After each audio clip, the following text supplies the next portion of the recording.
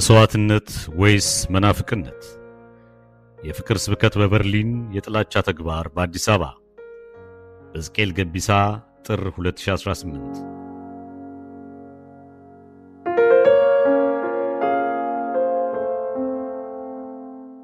የኢትዮጵያው ጠቅላይ ሚኒስትር በሃይማኖታዊ በዓላት ዋዜማ ላይ የሚያስተላልፏቸው መልእክቶች ራሳቸውን ከሙሴና ከኢየሱስ ክርስቶስ ጋር በማነጻጸር እኩለ እነሱ ነኝ ብለው ያቀርባሉ።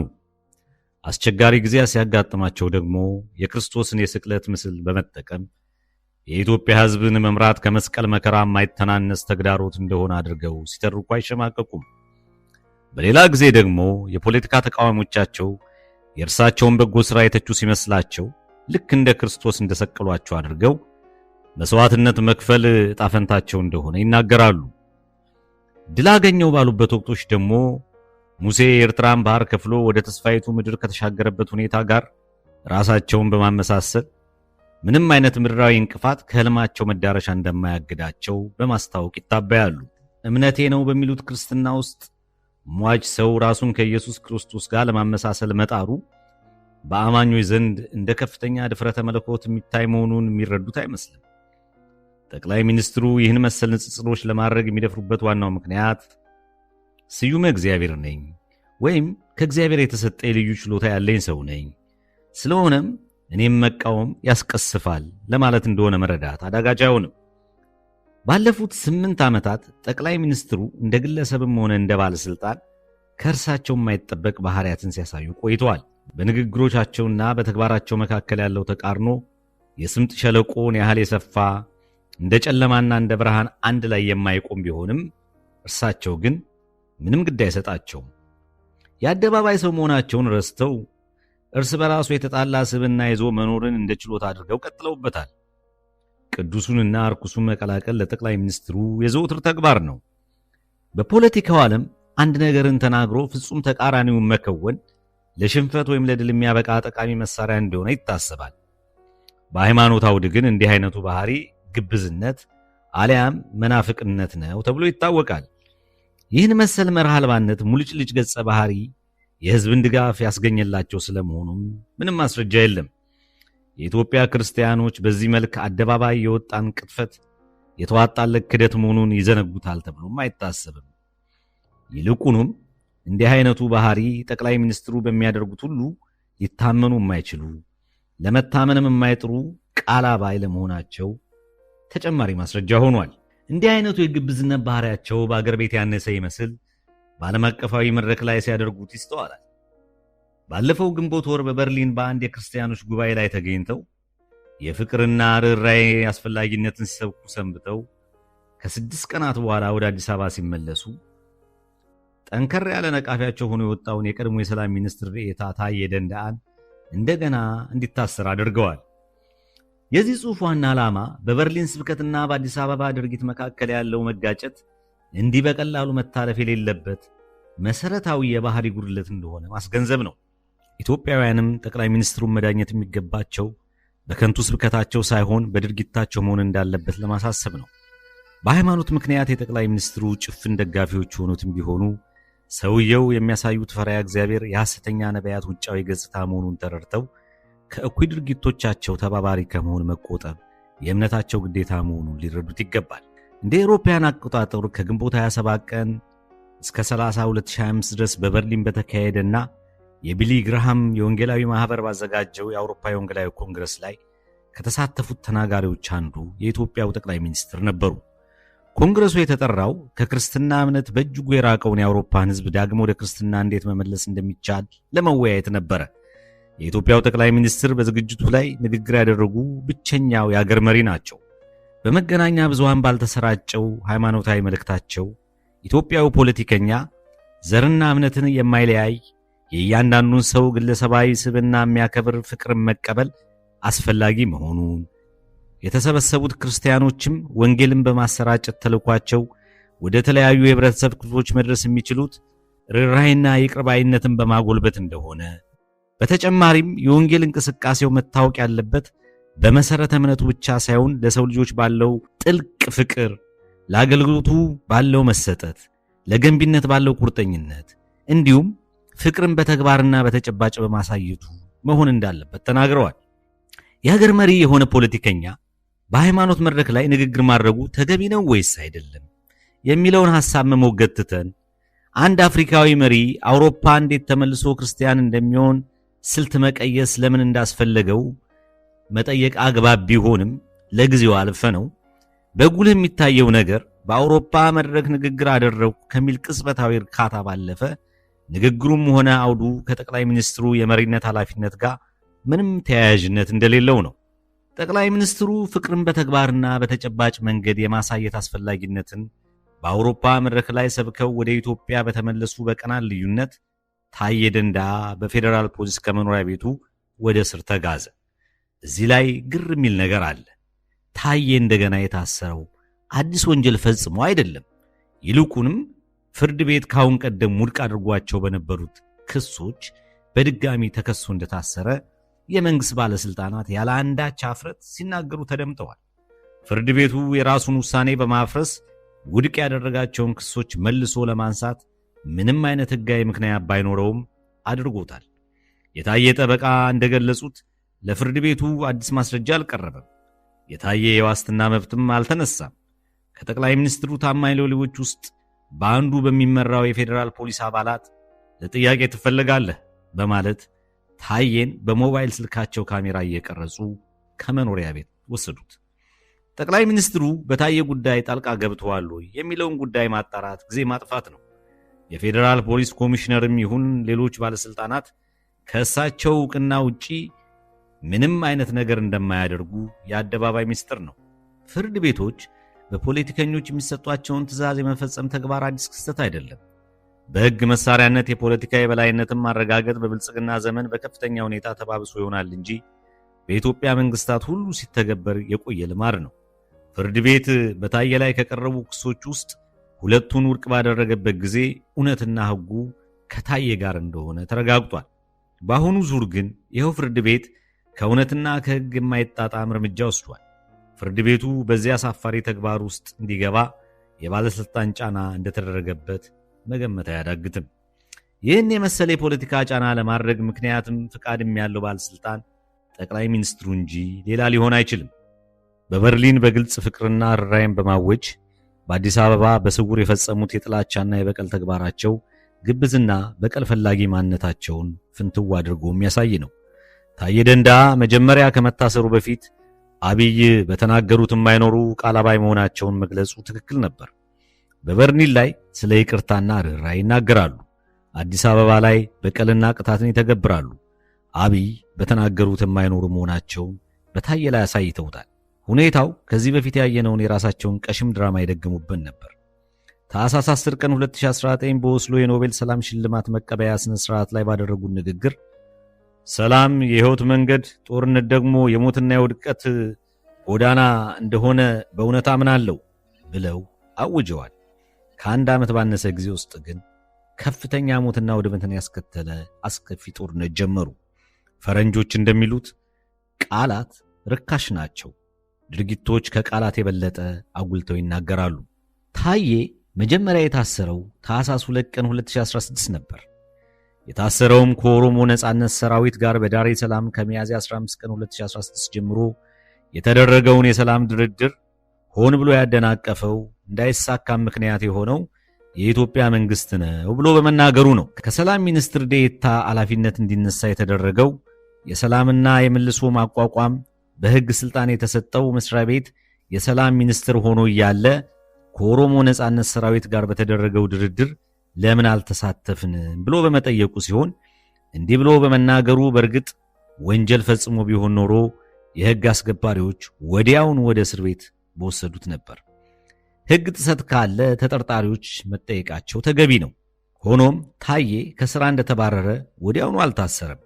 እውነታው ታዬ የታሰረው ታኅሳስ 1 ቀን 2016 ይድረስ ለጠቅላይ ሚኒስትሩ ብሎ በፌስቡክ ገጹ ላይ ቀጥሎ የተመለከተውን መልእክት በለጠፈ ማግስት ነበረ።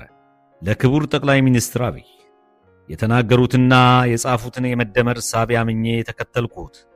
አሁን ግን በተናገሩት የማይኖሩ ብቻ ሳይሆን በሰው ደም የሚጫወቱ አረመኔ መሆኖትን ተረድቻለሁ። እውነት መስሎኝ በአገር ህልውና ስም ሲካሄድ የነበረውን ኢትዮጵያውያንን ከማገዳደል አልፎ ሀገሪቷን ያደቀቃትን ከንቱ ጦርነት ሳዳምቅልዎት በነበረበት ወቅት ሲያወድሱኝ ነበር። ዛሬ ነገሩ ገብቶኝ የወንድማማቾች መገዳደል ይቆም ዘንድ ለሰላም በመወገኔ ከስልጣን አነሱኝ። ለወንበርና ለመኪና በመገዛት ኦሮሞን በኦሮሞ ለማጥፋት ኦሮሞን ወንድም ከሆነው ማህበረሰብ ጋር ለማጣላት የሚጫወቱትን ቁማር እያየው ዝም ባለማለቴ እጅግ ደስተኛ ነኝ። ስለነበረን አጭር ቆይታ አመሰግናለሁ። እስካሁን ድረስ ለሰላምና ለህዝቦች ወንድማማችነት የማደርገው ትግል ግን ይቀጥላል በማለት ታዬ የጠቅላይ ሚኒስትሩን እኩይ ተግባራት አጋለጠ። ፖሊስ ፍርድ ቤት ሲያቀርበው ታዬ ደንዳ በ3 ጥፋቶች እንደተከሰሰ ተነገረ። እነሱም በማህበራዊ ሚዲያ ላይ የፕሮፓጋንዳ ምልክቶችን ማሰራጨት፣ ከጸረ ሰላም ኃይሎች ጋር መተባበር እንዲሁም ፍቃድ የሌለው የጦር መሳሪያ ይዞ መገኘት ናቸው ተባለ። ክሶቹ ሐሰትም አሳፋሪም ነበሩ። አንዱም ለእስር የሚያበቃ አይነት ወንጀል አልነበረም። የፌዴራል ከፍተኛ ፍርድ ቤት የታዬ ጠበቆች ያቀረቧቸውን መከላከያ ተቀብሎ የመጀመሪያዎቹን 2 ክሶች በወንጀል የማያስከስሱ መሆናቸውን በመግለጽ ውድቅ አድርጎ 3ኛውን ክስ ተከላከል ብሎ ብይን ሰጠ። ከብዙ መመላለስ በኋላ የፌዴራል ጠቅላይ ፍርድ ቤት ታዬን ህዳር 23 ቀን 2017 በዋስ ለቀቀው። ፍርድ ቤቱ ይፈታውም ታዬ ግን ነጻ አልሆነም። ከ6 ወራት በኋላ ግንቦት 24 2017 ታዬ እንደገና ታሰረ።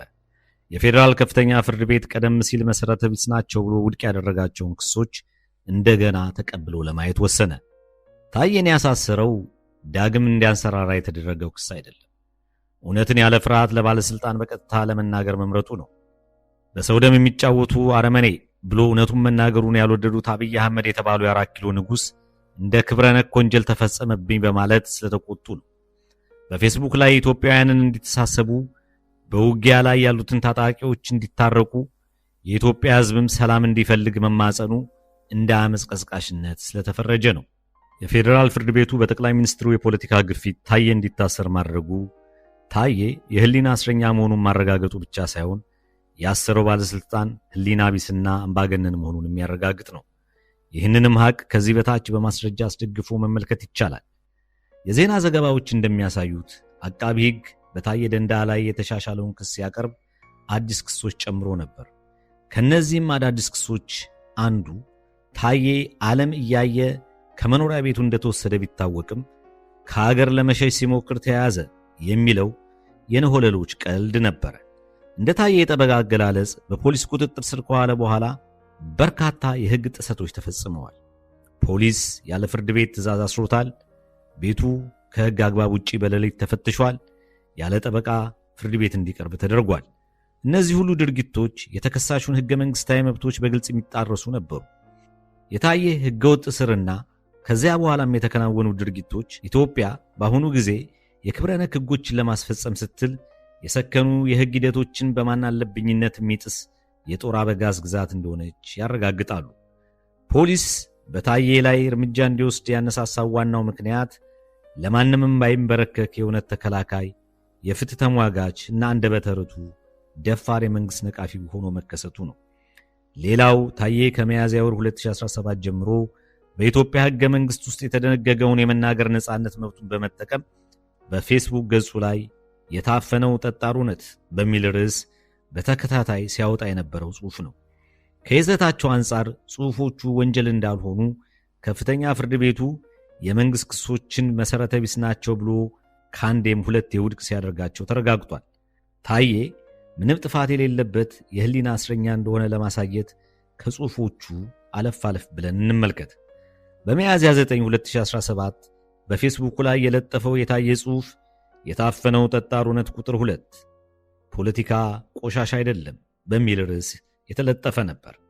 በዚህ ጽሑፍ የብልጽግና ፓርቲ ዘመንን የፖለቲካ ዘይቤ አንስቶ አስተያየት ሰጥቷል። የኢትዮጵያ ሕዝብ በብልጽግና ፓርቲ ፖለቲካ በጣም ስለተከፋ ፖለቲካ ቆሻሻ ጨዋታ ነው የሚለውን የተለመደ አባባል ምክንያት በማድረግ ከማንኛውም ፖለቲካዊ ተሳትፎ ፈጽሞ እንደተቆጠበ ይናገራል። በመሰረቱ ፖለቲካ ለሕዝብ አገልግሎት የመስጠት ሙያ እንጂ አሁን ያለ የፖለቲከኞች ስብስብ እንቅስቃሴ ግን ከዚህ ክቡር ዓላማ ጋር በማይጣጣም መንገድ የሚከናወን ስለሆነ ለፖለቲካ መጥፎ ስም አሰጥቶታል። ታዬ ይህን ሲያብራራ እንዲህ ይላል። ከኢትዮጵያ አኳያ ፖለቲካ ከውሸታምነት፣ ከሌብነት፣ ከአድርባይነት፣ ከሴረኝነትና ከግፈኝነት ጋር ተዛምዷል። ፖለቲከኛ ሲባል ሙስና፣ ቅጥፈት፣ አስመሳይነት፣ ግለኝነት፣ ክህደት እንዲሁም ሌሎች መጥፎ ነገሮች ሁሉ በአይነ ህሊና ይከሰታሉ። ለሕዝብና ለሀገር ጥቅም በእውነት አስቦ የሚሠራ ዜጋ ፖለቲከኛ ሳይሆን ፖለቲካ ያልገባው ሞኝ እንደሆነ ይታሰባል። በተለይ ደግሞ የወቅቱ ሁኔታ እጅግ ይሰቀጥጣል። ከዚያ አኳያ ሲመዘን ፖለቲካ ቆሻሻ ነው ማለት ትክክል ይመስላል። ይሁንና ፖለቲካ እንደ ማንኛውም ሙያ ሊቆሽሽ ቢችልም በተፈጥሮ ግን ቆሻሻ አይደለም። ይልቁንም የቆሸሸውን ስርዓት ያነጻል። በትክክለኛ ትርጉሙ የተለያዩ ፍላጎቶችን በማስታረቅ ለጋራ ዓላማዎች በጋራ ለመስራት የሚያስችል ጥበብ ይባላል። ችግሮች የሚቀረፉበትና አቅሞች የሚጎለበቱበት ስርዓትን ለመዘርጋት ለመተግበር ያስችላል። ነጻነት፣ እኩልነት፣ ፍትህ፣ ሰላምና ተድላ የሚሰፍኑበት ሁነኛ መንገድን ይቀይሳል። የደከሙትን አጠንክሮ ለስኬት ያበቃል። የወደቁትን አንስቶ የደህዩትን ያበለጽጋል። ስብራቶችን እየጠገነ ህመሞችን ያክማል። እውነትን በማውጣት እርቀ ሰላምን ያወርዳል። በአግባቡ የሕግ የበላይነትን በማስፈጸም ለዜጎች ደህንነት፣ ነጻነት፣ እኩልነትና ሰላም ዋስትና ይሰጣል። ይህ ሁሉ ግን እንዲሁ በተፈጥሮ አይከሰትም። ፖለቲካውን በቅንነት በብቃትና በብስለት መምራትና የቁም ነገረኛ ዜጎች ተሳትፎን ይጠይቃል። ፖለቲካ በአገር ኪሳራ በሚነግዱ ቁማርተኞች ሳይሆን በአገር ወዳድ ብቁ ፖለቲከኞች ሊያዝ ይገባል በማለት ታዬ ትችቱን ያስቀምጣል። በዚህም ሳያበቃ በመቀጠል የብልጽግና ፖለቲካ የብዙዎችን ሕይወት እንዴት እንዳዛባና ከፖለቲካ መድረክ እንዳፈናቀለ ይናገራል። ሆኖም ግን ከፖለቲካ ሜዳ መሸሽ መፍትሄ እንዳልሆነ ይገልጻል። ማንም ሰው ወደ ግል ሕይወቱ በማፈግፈግ በሕዝባዊ መድረክ ውስጥ ካለ የፖለቲካ ተጽዕኖ ማምለጥ አይችልም። ዞሮ ዞሮ ፖለቲካ የግል ነው ወደ ተባለው ስርቻ መድረሱ አይቀርም። ስለሆነም ሰዎች ራሳቸውን ከማግለል ይልቅ ተሳትፎን እንዲመርጡ በማሳሰብ ይደመድማል። በሚያዝያ 16 ቀን 2017 የታፈነው ጠጣር ሁነት ቁጥር 3 በሚል በጻፈው የአገሪቷን የማያቋርጥ አመጽ ጉዳይ ተመልክቷል። ወደ ግጭት የሚያነሳሳ ማን ነው? ለምንና እንዴት? የሚል ጥያቄያዊ ርዕስ ሰጥቶታል። በምላሹም እንዲህ ሲል ጽፏል። አሁን የኢትዮጵያ አየር ከልክ በላይ በጥላቻ የተበከለ ይመስላል። የንትርክ አጀንዳ በየዕለቱ ይወረወራል። በባህላችን ፈጽሞ የማይባለው ሁሉ እየተጻፈና እየተነገረ ሕዝብን ከሕዝብ የሚያነካካ አደገኛ መረጃ ይሰራጫል። ከዚህም የተነሳ የብዙዎችን ሕይወት የቀጠፈ ግጭት ተፈጥሯል። አለመተማመኑ፣ መፈራራቱ ከጊዜ ወደ ጊዜ እያደገ ይገኛል። መተሳሰቡና መተዛዘኑም የቀረ ይመስላል። አንዱ በሌላው ቁስል እንጨት እየሰደደ ሲመጻደቅ ይታያል። ያስተሳሰረን ገመድ ጠንካራ ባይሆን ኖሮ ከተሰራው ተንኮል አንጻር ገና ድሮ እንደ ሩዋንዳ በግላሽ ተባልተን ነበር። ለመሆኑ ከፋፍሎ የሚያጣላን ማን ነው? ለምንና በምን ለያይቶ ያጣላናል?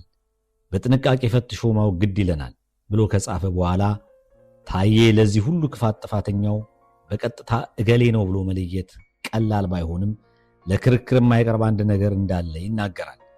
በፖለቲካ ሜዳ ውስጥ ያሉትን ነባር ልዩነቶች፣ ቁርሾች በማጉላት ግጭትን የማምረት አቅም ያለው አንድ ተጫዋች ብቻ ነው። ይሄውም ጠቅላይ ሚኒስትሩ ናቸው። በጥላቻና በአመፅ ተግባራት የተለያዩ ስልጠናዎችን ሰጥቶ ያዋቀረው በመንግስት የሚደገፈው የሳይበር ሰራዊት በኢትዮጵያውያን መካከል ያለውን ውጥረት ያቀጣጥላል። እንደ ታዬ ገለጻ በአንድ ወቅት በእውነተኛ ትግል ውስጥ የነበሩ አክቲቪስቶች ሳይቀሩ ይህንን አደገኛ መዋቅር ከማጋለጥ ይልቅ ተቀላቅለውታል። ጽሑፉን ሲያጠቃልልም ዜጎች የዘመኑ ባለስልጣናት ክፍፍልን ለመፍጠርና ለማስፋፋት የሚሸርቡትን ሴራ ቸል በማለት ዘላቂ ሰላም ለማምጣት ውጤታማ በሆነው ለፍትህ ነጻነትና እኩልነት በሚደረገው ትግል ላይ ማተኮር እንዳለባቸው ያስጠነቅቃል። ባለፉት በርካታ ዓመታት በትግራይ በኦሮሚያና በአማራ ክልሎች ጦርነቶች ሲካሄዱ እንደነበረ በመጥቀስ ከወንድማማቾች ጦርነት ተጠቃሚው ማን ነው በሚል ርዕስ ታዬ ሌላ ጽሑፍ ግንቦት 8 ቀን 2017 በፌስቡኩ ላይ ለጥፎ ነበር። ጽሑፉ በትግራይ ውስጥ የጠመንጃ ድምፅ ጸጥ ቢልም ወደ ግጭት የመመለስ እውነተኛ ስጋት እንዳለ ይናገራል። በሁሉም የአገሪቷ ክፍል የተስፋፋው ግጭት ከኢኮኖሚ ችግር ጋር ተደባልቆ ሕዝቡን አጎሳቅሎታል። የጤናና ትምህርት ሁኔታ አሳዛኝ ነው። የሰው እገታና ቤዛ ማስከፈል የተለመደ ሆኗል። የዲያስፖራ አባላትም የታሰሩ ዘመዶቻቸውን ለማስለቀቅ ከፍተኛ መጠን ያለው ገንዘብ ይከፍላሉ። የእነዚህ ሁሉ ብሔራዊ መከራ ዋነኛ ምንጭ ማቆሚያ ያጣው ጦርነት ነው። እንዲህም ሆኖ ግን ታዬ እንደጻፈው የአገዛዙ ቅጥር ሜጋፎኖች ከኤርትራ ጋር ጦርነት እንዲከፈት ግፋ በለው የሚለውን ዘፈን ድምፃቸውን ከፍ አድርገው ማስተጋባት ቀጥለዋል። ጉዳዩ ግራም ያጋባ ስለሆነ ታዬም የማያልቅ ጦርነት የሚፈልገው ማን ነው? ተጠቃሚውስ ማን ይሆን? ከጦርነት ፋይዳ የሚያገኝ ይኖራል ሲል ይጠይቃል። መልስ ፍለጋ የተለያዩ የህብረተሰብ ክፍሎችንም ይዳስሳል። በገጠር የሚኖረው ህዝባችን ጦርነት አይፈልግም። አርሶና አርብቶ ህይወቱን ለመምራት ከምንም በላይ ሰላም ይፈልጋል። አሁን ግን ጦርነት ኑሮውን አመሰቃቅሎታል። ማሳውና ጓሮውን የጦርነት አውድማ ሆኖበታል። ቤቱና አዝመራውን በተደጋጋሚ ተቃጥሏል። በሁለቱም ወገን ጦርነት ልጆቹን ይበላበታል።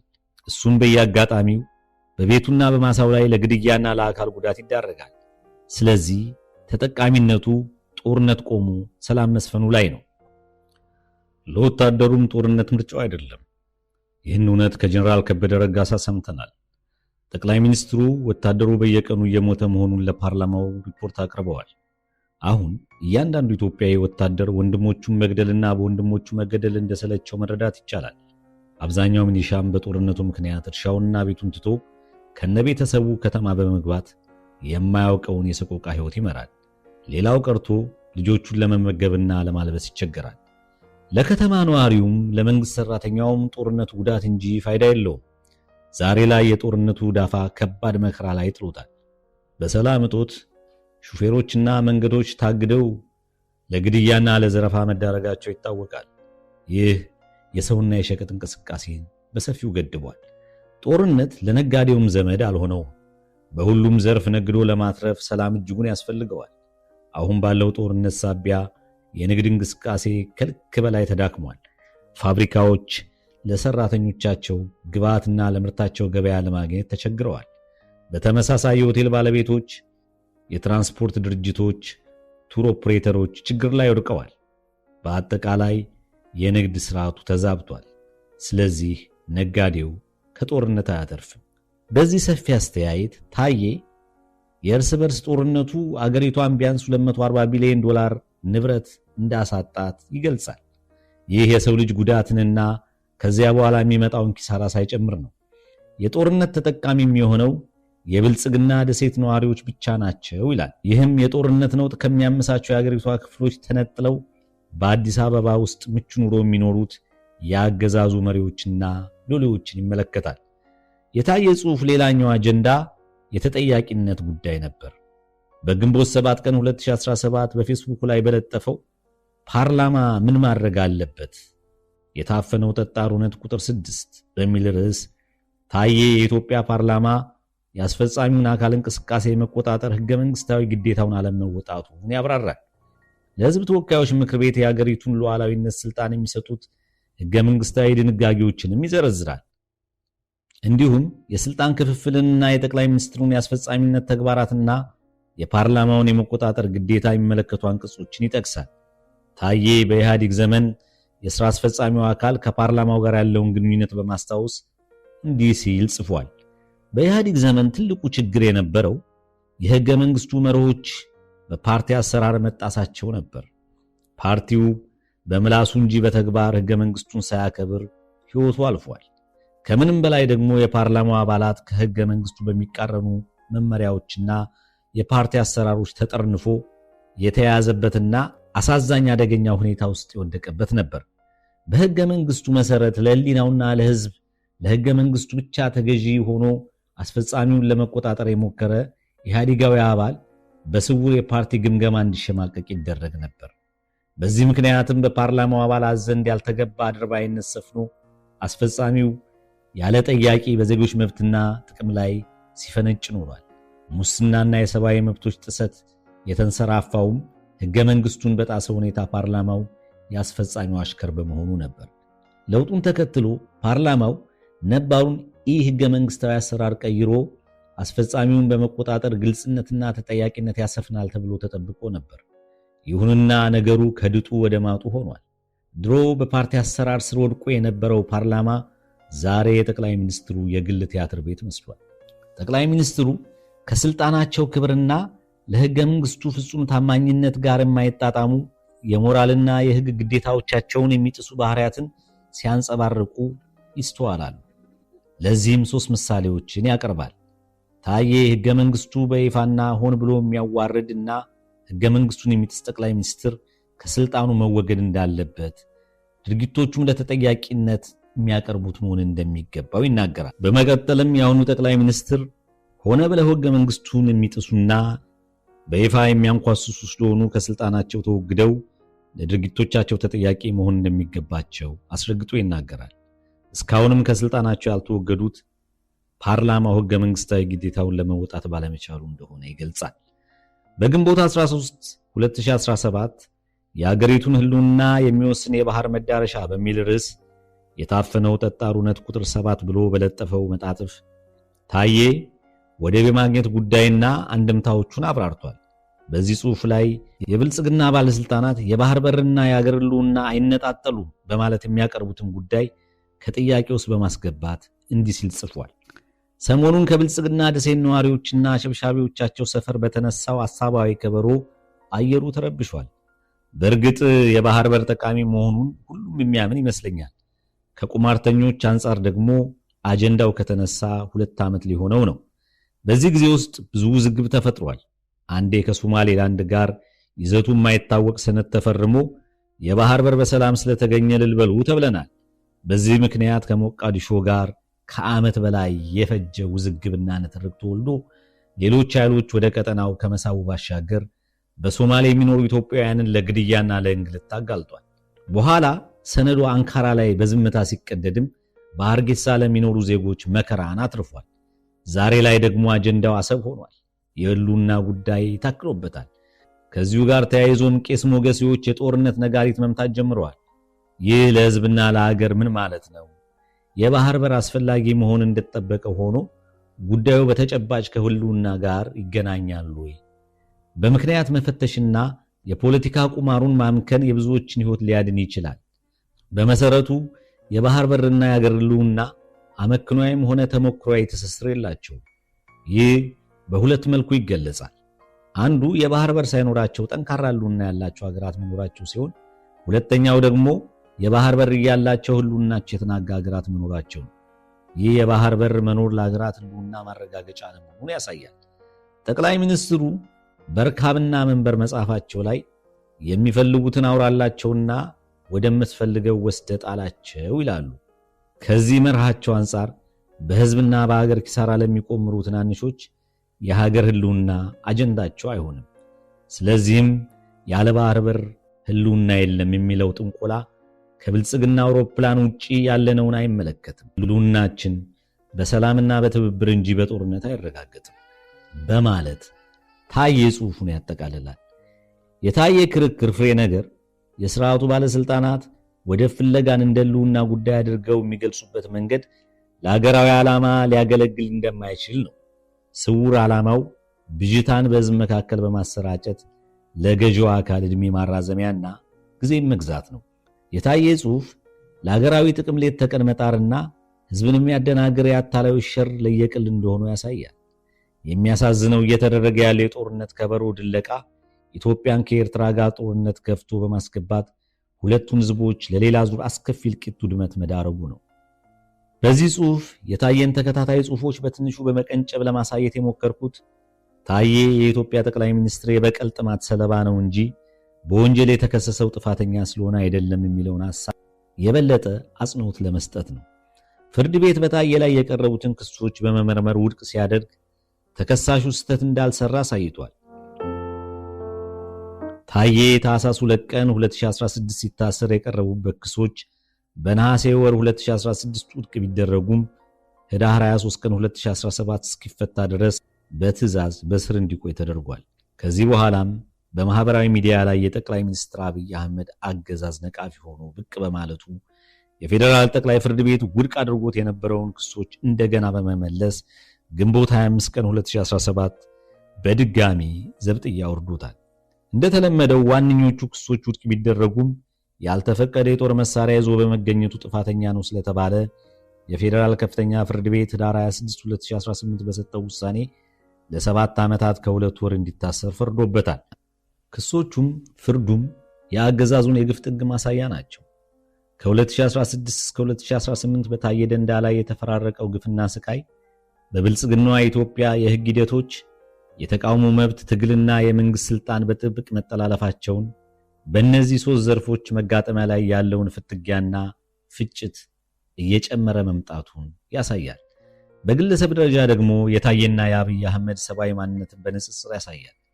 ታየ የባለስልጣናትን የበቀል ዛቻ ወይም እርምጃ ፈርቶ እውነቱን ከመናገር የማያፈገፍግ፣ መብቱን ለማስከበር አስፈላጊውን መስዋዕትነት ለመክፈል ፈቃደኛ የሆነ ጀግና ነው። የሀገሪቱ መሪዎች አካሄድ መዳረሻ አዝቅጥ እንደሆነ እውነቱን በመናገሩ በአንድ ጠባብ ክፍል ውስጥ የተቆለፈበት የህሊናውን ተግዛዝ የሚከተል ልባም ሰው ነው። በአንጻሩ የብልጽግና አገዛዝ ቁንጮ አብይ አህመድ በስልጣን ማማ ላይ ለመቆየት የገዛውን ወንድማቸውን ለማጥፋት ወደ ኋላ የማይሉ የቃየል መንፈስ የተጠናወታቸው ፈሪ እንደሆኑ ያሳያል። የታየ ጉዳይ ግን ከግለሰብም ያልፋል። በብልጽግና ፓርቲ እስር ቤት ውስጥ እየተሰቃዩ የሚገኙ በሺዎች የሚቆጠሩ የህሊና እስረኞች ምልክት ነው። ለማጠቃለል ወደ ጀርመን እንመለስ። ጠቅላይ ሚኒስትር አብይ የህይወታቸው አርአያ አድርገው ሰርክ የሚጠቅሱት ኢየሱስ የአይሁድ የሃይማኖት መሪ የሆኑትን ፈሪሳውያንን በሕዝብ ፊት ሃይማኖተኝነታቸውን ለማሳየት የሚጥሩ በተግባራቸው ግን የሚሉትን እያፈረሱ የሚኖሩ ግለሰቦች ናቸው በማለት አጥብቆ ይኮንናቸዋል። በውጭ ለሰው እንደ ጻድቅ ትታያላችሁ፣ በውስጣችሁ ግን ግብዝነትና አመፀኝነት ሞልቶባችኋል በማለት ከተለሰነ መቃብር ጋር ያመሳስላቸዋል። በዚህ ጽሑፍ ውስጥ የታየ ደንዳ ትችቶች በአብይ አህመድ ወይም በግለሰቡ ላይ ሳይሆን በኢትዮጵያ ጠቅላይ ሚኒስትርና ተግባራቱ ላይ ያነጣጠሩ መሆናቸውን አሳይቻለሁ። ጠቅላይ ሚኒስትሩ የሚያሳዩት ባህሪ ከኢየሱስ ይልቅ የፈሪሳውያንን ይመስላል። በበርሊን ፍቅር የሚያውጅና በአዲስ አበባ የበቀል እርምጃ የሚወስድ ጠቅላይ ሚኒስትር በቁጣ የሚነዳ ግብስ ፈሪሳዊ እንጂ የበደሉትን ለማጥፋት ስልጣን እያለው የሚያደርጉትን አያውቁምና ይቅር በላቸው ሲል ካስተማረው ኢየሱስ ጋር ሊመሳሰል አይችልም። በ8 ዓመት የስልጣን ዘመናቸው በግልጽ እንደታየው ጠቅላይ ሚኒስትሩ ተቺዎቻቸውን ከማሳደድና ከመቅላት ወደ ኋላ ማይሉ፣ በስልጣናቸው አስጊ የሚመስሏቸውን ከማስወገድ የበለጠ የሚያረካቸው አንዳችም ቅንጣት ነገር እንደሌለ፣ ይህም ጠቅላይ ሚኒስትሩ ዜጎችንና መብቶቻቸውን የመጠበቅ ባላደራ መሆናቸውን የሚረዱ ስለማይመስል የኃላፊነት ጉዳዩን ወደ ጎን ትተነው የገዛ ሕዝብን ያለ ምክንያት በመቶ ሺህ እየፈጁ መንግስት ሕግን የማስፈጸም ኃላፊነት አለበት የሚለውን የብልጽግና ባላባቶች የተወላገደ አመክንዮትና የቃል አጋጋት አልፈነው የእምነት ሰው ለመሆናቸው በየአደባባዩ ቃላትን የሚያሽጎደጉዱ ግለሰብ ታየ ደንዳንና በግፍ እስር ቤት ውስጥ የወረወሯቸውን በሺዎች የሚቆጠሩ እስረኞች ቢፈቱ ፈሪሃ እግዚአብሔር እንዳላቸው በተግባር ለማሳየት እድል ይኖራቸው ነበር። በአዲስ ኪዳንም ይሁን በብሉይ ኪዳን ውስጥ የተጠቀሰውን በቀል የኔ ነው እኔ ዕዳውን እከፍላለሁ የሚለውን ምክር በመከተል ጠቅላይ ሚኒስትር አብይ ራሳቸውን ከተተበተቡበት የአእምሮ ስራ ሊፈቱ ይችሉ ይሆን? እንዲህ በማድረግስ ስብከታቸውና ድርጊታቸውን ለማስታረቅ ያስቡ ይሆን?